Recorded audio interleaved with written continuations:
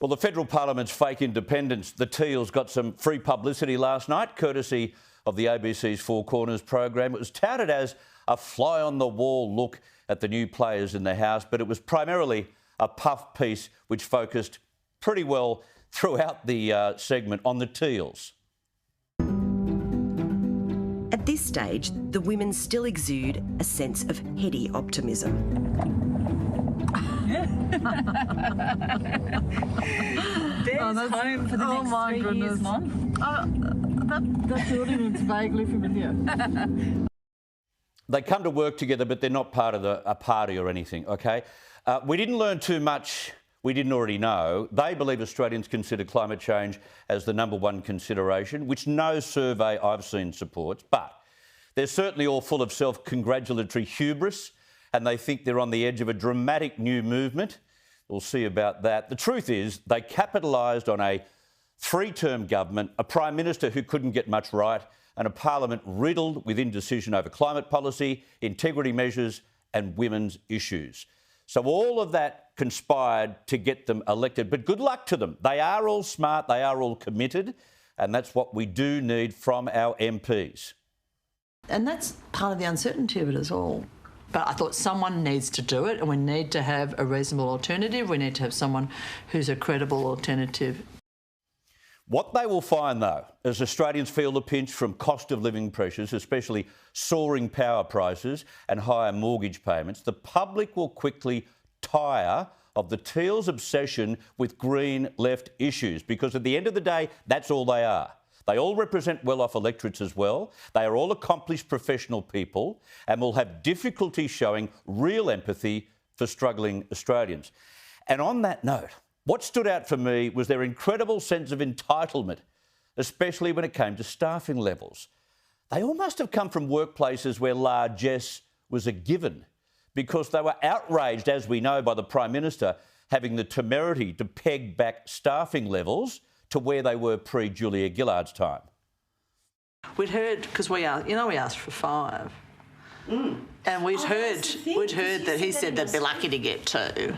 Well, I don't think the government wants the teals to... Mr Albanese might want us to succeed, but he might want us to limit the extent to which we succeed. The conspiracy exists already. The only reason the crossbenchers and independents were gifted a whole team of advisors was because in 2010, Julia Gillard had to suck up to them all because she was forced to form that legendary minority government. It's going to be ugly, but it's going to be beautiful in its ugliness.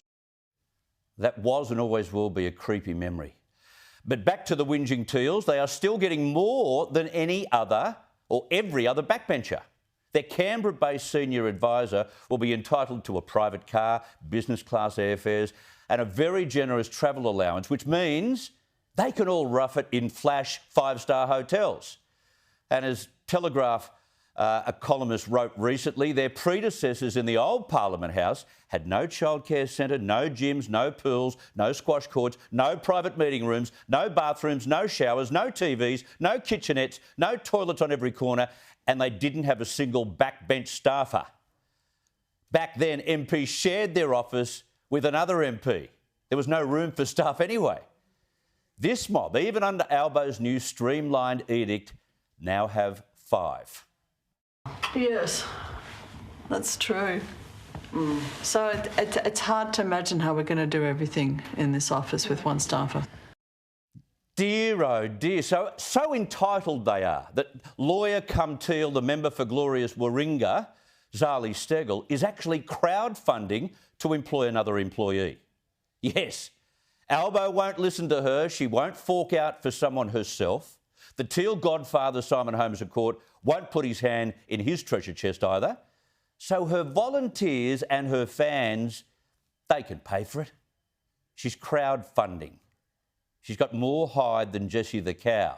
And so too has the teal member for Kooyong, Monique Ryan, who had this hissy fit over masks in her first day on the job. Put your masks on from repeated infection. Order. What did Rob Oakeshott say? It'll be ugly, but beautiful in its ugliness. You want to bet?